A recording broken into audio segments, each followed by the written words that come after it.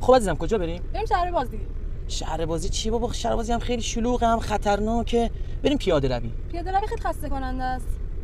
عزیزم فردا شب تولد جون 30 نفر مهمون دارم. چی 30 نفر؟ حوصله داری بابا؟ تو که میدونی من اصلا حوصله مهمونی ندارم، اصلا از شلوغی متنفرم. این کارا چیه؟ بریم بشینیم خونه قشنگ غذا بپزیم، 2 نفری لش کنیم، قلیون بکشیم، یه فیلم ببینیم، حوصله داری ولش. بابا عزیزم دستبندی که بعد کادو خریدم کوش.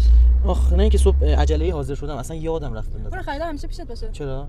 یادگاریه. یادگاری؟ یاد چه گاریه؟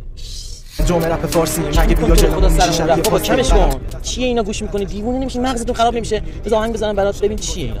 روحت جلا میگیره، نگاه کن. از اینا گوش کن. این چه آهنگیه گوش میدی؟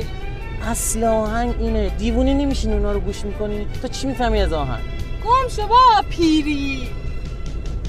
چه کنم چه کار کنم تو